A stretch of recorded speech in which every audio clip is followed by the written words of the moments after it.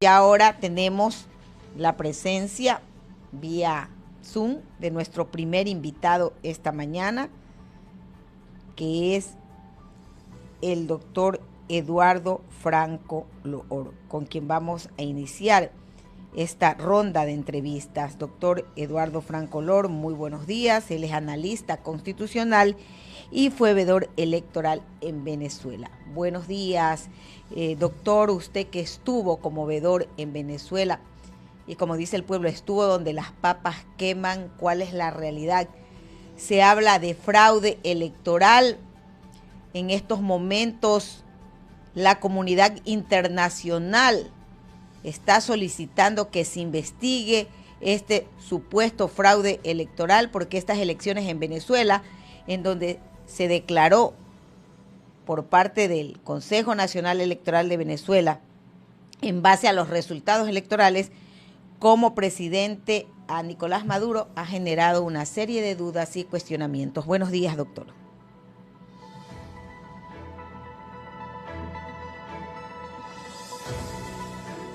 7 de la mañana con 12 minutos, 7 de la mañana con 12 minutos. Estamos tratando ya de tomar contacto con el doctor Eduardo Franco Loor, analista constitucional y veedor electoral en Venezuela, precisamente para analizar las elecciones que se dieron en Venezuela, 3 días después de las cuestionadas y polémicas elecciones generadas en Venezuela el 28 de julio del 2024, el seno de la Organización de Estados Americanos, OEA, se reunió ayer en sesión extraordinaria para abordar este nuevo episodio de crisis electoral que vive el país. Aunque ya hay países como Ecuador, Chile, Perú, entre otros, que han cuestionado los resultados que dieron como ganador a Nicolás Maduro, analistas consultados por este diario sostienen que esos pronunciamientos, aunque sean amplificados desde la OEA, no tendrán mayor efecto. Ahora sí, en base a este tema, hemos invitado esta mañana al doctor Eduardo Franco Loor, analista constitucional y veedor electoral en Venezuela. Usted estuvo en Venezuela, doctor. ¿Qué es lo que ocurrió? ¿Realmente ganó Nicolás Maduro esta reelección o definitivamente los cuestionamientos y dudas que se hacen al proceso electoral en Venezuela tienen fundamentos? Adelante. Muchas gracias por la entrevista a Radio Ecoantena y a usted, licenciada.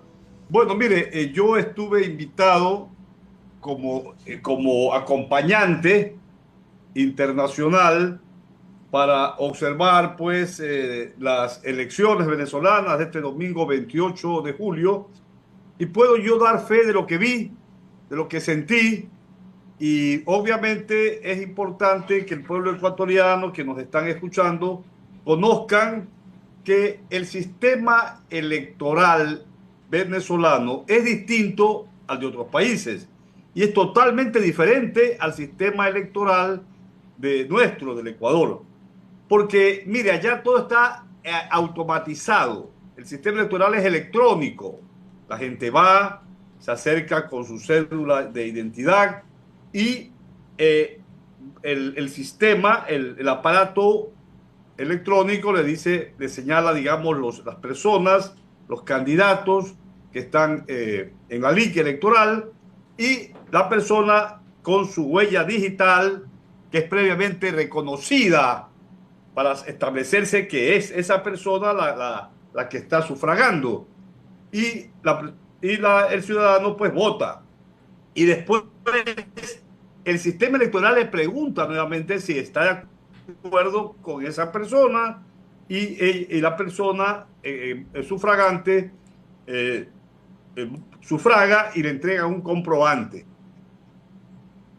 Al final del día, cuando termina el proceso electoral, la máquina arroja un acta que se refleja y que es entregada a todos los integrantes de la mesa electoral. Es decir, el sistema electoral es altamente confiable en Venezuela, y arrojó justamente creo que la madrugada del 29 de julio la cifra que determinó que el presidente Nicolás Maduro Moros había sido reelegido con mayoría de votos con respecto al candidato perdedor. Ahora bien, mire, la ley electoral de Venezuela también es diferente a nuestra ley electoral, porque obviamente hay 30 días para que hayan las impugnaciones, y las impugnaciones obviamente tienen que ser corroboradas con actas certificadas por el Consejo Nacional Electoral, y de allí ir al Tribunal de Justicia de Venezuela. O sea, hay todo un andamiaje legal perfectamente, digamos, establecido, que yo veo, por ejemplo, que el candidato perdedor, Urrutia, no está cumpliendo, porque al día siguiente de las elecciones ocurrieron una serie de desmanes de personas terroristas, de personas que querían ocasionar disturbios, pero son pequeños pronunciamientos,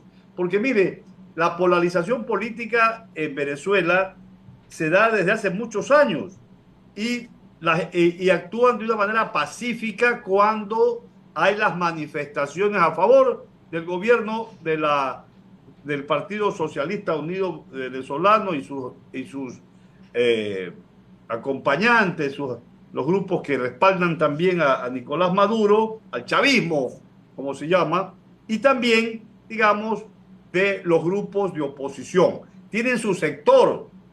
O sea, las grandes marchas del chavismo, usted ve las grandes marchas rojas del chavismo, tienen un sector y otro sector tienen los grupos de oposición. Nunca hay ese encuentro, digamos, violento entre estas dos marchas cuando lo hacen el mismo día.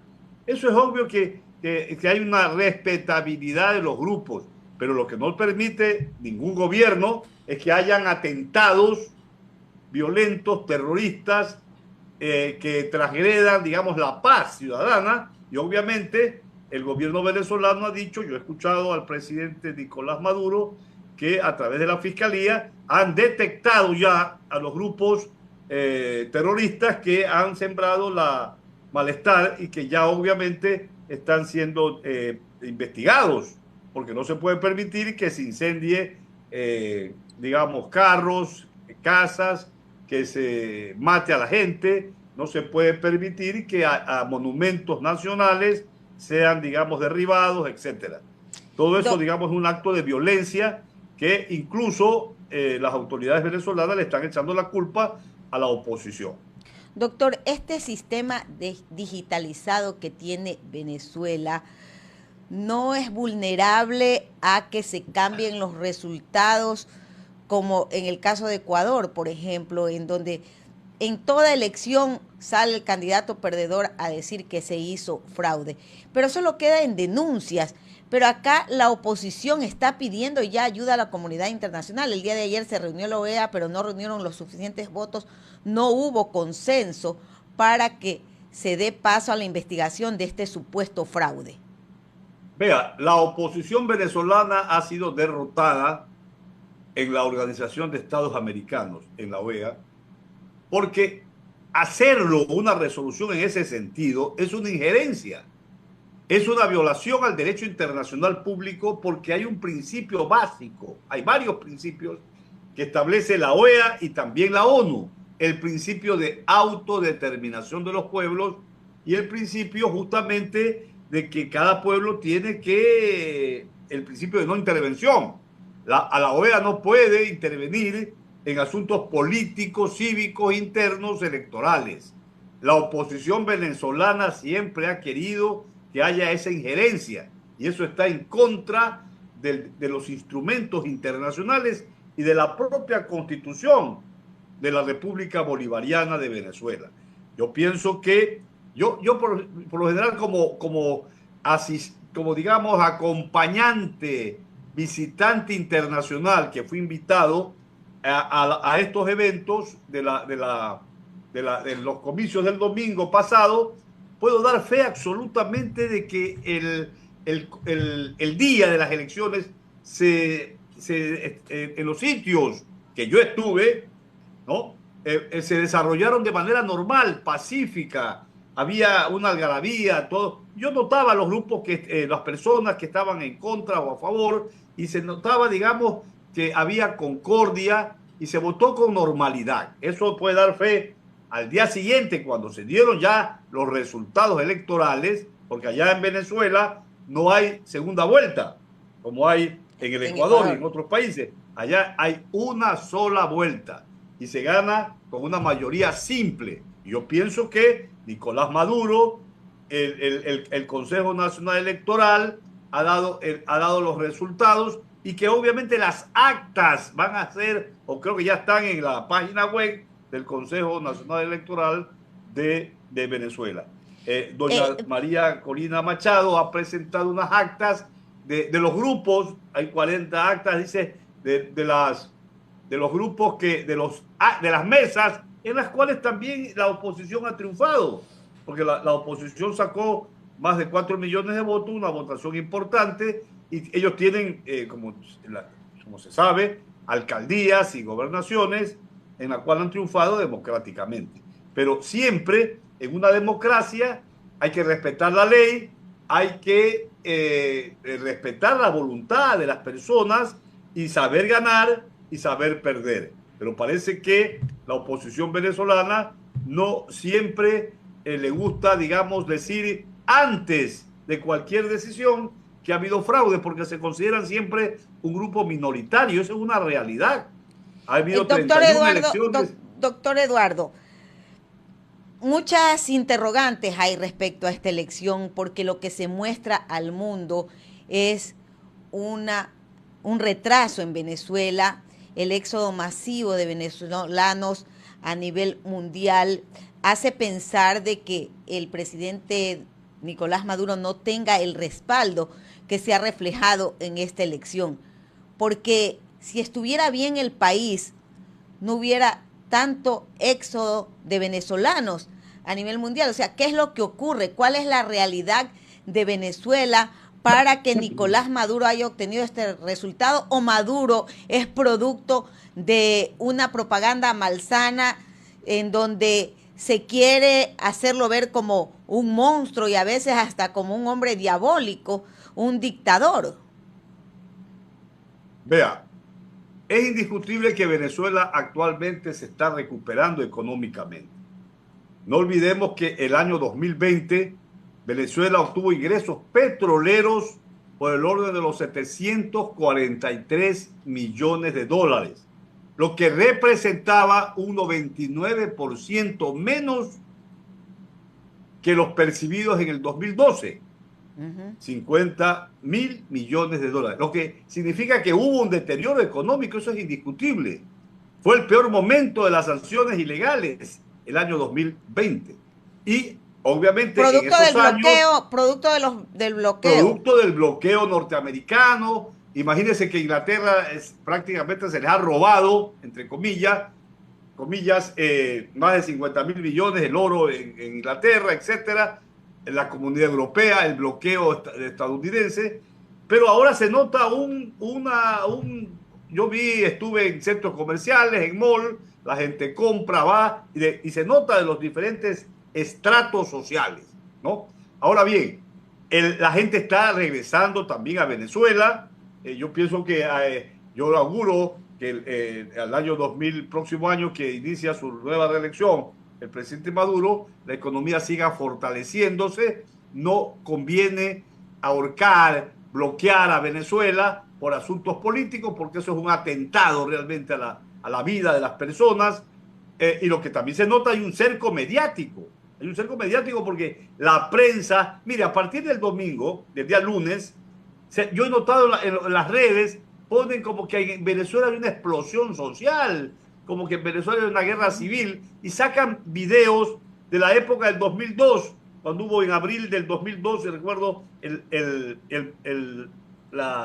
exilio, el atentado, el golpe de Estado que sufrió Hugo Chávez, y sacan, digamos, otros videos de años posteriores, y se iniciaron las guaringas, estas actitudes de violencia. Videos antiguos lo quieren hacer pasar, estos fake news que lo llaman la guerra informativa sucia, noticias falsas. Hay muchas noticias totalmente que distorsionan la realidad. yo estuve de regreso hace 2 días y todo estaba en calma en Caracas, en calma. La oposición sale a reclamar, etcétera. Eso está permitido, el reclamo, la oposición pacífica. Lo que está prohibido en cualquier parte del mundo ¿Se es vive o que no se salgan vive en gritos una vandálicos. dictadura en Venezuela? ¿Se vive o no se vive en una dictadura en No se vive, Venezuela? eso es ¿Hay una gran libertad de mentira. expresión? ¿Se persigue opositores? Todo eso se dice. E incluso ahorita hay amenazas de encarcelar a la señora Corina Machado por todo lo que está ocurriendo en Venezuela, por estas protestas que se están dando. O sea, hemos visto declaraciones del primer mandatario, de gente cercana al gobierno. Vea, en una dictadura no hay elecciones libres. En Venezuela hay varios partidos políticos. Hubieron elecciones. El domingo la oposición perdió. Ahora dice que es fraude, pero es que el fraude que doña María Corina Machado decía, lo expresaba ya públicamente, porque sabía seguramente las encuestas internas que iba a perder el domingo, días antes de las elecciones del domingo 28, Pero ya hablaban de fraude. ellos presentaban un exit poll donde daban ganador al candidato opositor. Sí, pero es que los exipol son de ellos montaron toda esta tramoya, montaron todo este asunto ha sido fabricado para demostrar ante el mundo y los medios de comunicación occidentales que hacen un cerco mediático al socialismo del siglo XXI, de la revolución bolivariana venezolana, le siguen la conducta porque hay un ataque, digamos, ideológico, un ataque ideológico también en la gran prensa de Occidente. Y vemos cómo ponen en las redes también, y la gente a veces puede, para distorsionar la verdad, mienten, distorsionan y fabrican noticias falsas sobre Venezuela. En Venezuela no hay dictadura, hay un régimen constitucional, un régimen legal, hay partidos políticos que actúan en la vida pública de Venezuela. Doctor, pero también es cierto que un mandatario no se puede perpetuar en el poder. ¿No cree usted que ya era también de renovar los cuadros, de que quizás Nicolás Maduro dé un paso al costado y sea otro candidato el que vaya a pelear la presidencia de la República? O sea, también perpetuarse en el poder, creerse presidentes vitalicios no es bueno. Vea, yo soy respetuoso de las instituciones y de los partidos políticos, incluso cuanto más si yo no soy venezolano. Los venezolanos decidieron, el Partido Socialista Unificado de Venezuela y un grupo de partidos de izquierda que respaldaron esa candidatura de Nicolás Maduro Moros, porque reconocieron en él a un patriota que justamente está llevando a feliz término su proceso revolucionario. Eso hay que respetarlo. Obviamente, Nicolás Maduro es muy querido en la mayoría del pueblo venezolano.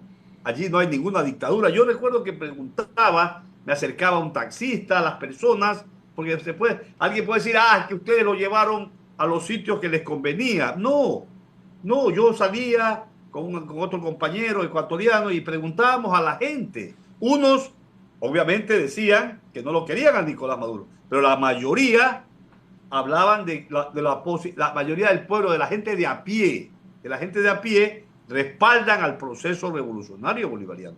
Eso es indiscutible.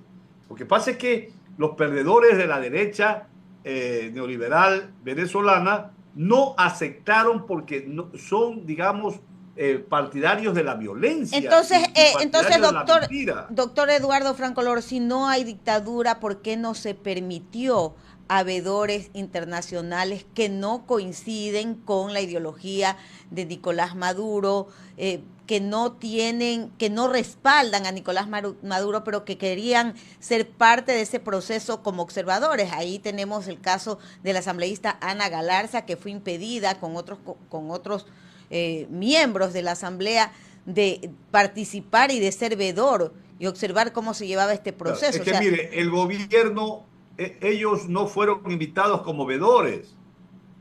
No es el gobierno el que invita como vedores o observadores, es el Consejo Nacional Electoral.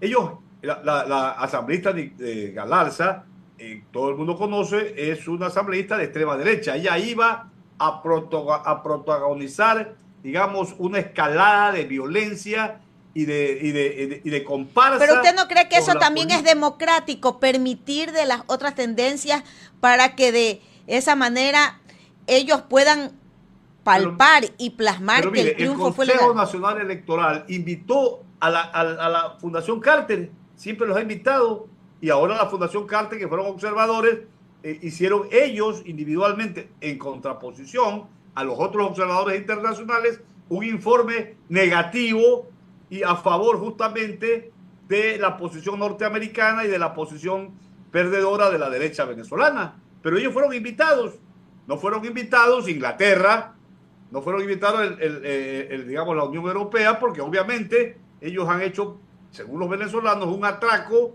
a los fondos, al dinero de los venezolanos y han bloqueado, han hecho un bloqueo a Venezuela. Doctor Eduardo Francolor, para finalizar, el día de ayer se reunieron las izquierdas del país para ver si logran llegar a una alianza para las próximas elecciones y derrotar a la derecha. Ese es el objetivo. ¿Cómo ve usted esta reunión que se dio el día de ayer? ¿Usted cree que saldrá humo blanco? Yo celebro que las fuerzas progresistas de izquierda, del centro izquierda y de sectores también progresistas de la derecha, hay gente de la derecha muy honesta, el Ecuador necesita una reconciliación nacional, hagan una plataforma gubernamental de puntos básicos de gobierno que puedan viabilizarse con un triunfo indiscutible del progresismo en las elecciones de febrero del 2025. Yo creo que debería ser la candidata a la presidencia de la República la doctora Luisa González, porque el movimiento político Revolución Ciudadana, lista 5, es el movimiento político que tiene la mayor aceptación nacional de los otros grupos de izquierda, ¿no? Y pienso que se podría viabilizar un gran frente y un gran gobierno progresista para sacar adelante al país de esta hecatombe de inseguridad ciudadana, esta hecatombe económicamente en la que el pueblo sufre. Yo pienso que debe de viabilizarse y conformarse en la práctica ya, porque en este mes son las primarias de todos los movimientos y partidos políticos para tener un gran frente, incluso en los partidos de izquierda tengan un gran frente común en la legislatura, en la Asamblea Nacional, para, digamos, viabilizar leyes a un gobierno transformador, un gobierno de superación económica, un gobierno de estabilidad nacional y que combata la inseguridad ciudadana, que es un mal terrible en el Ecuador. Muchísimas gracias, doctor Eduardo Francolor, por habernos atendido a esta hora. Que tenga un excelente día. Gracias a ustedes. Son las 7 de la mañana con 34 minutos, 7 de la mañana con 34 minutos. Vamos a hacer una breve pausa y retornamos con el doctor Fernando Vega, ex asambleísta constituyente en Montecristi. Con él también vamos a analizar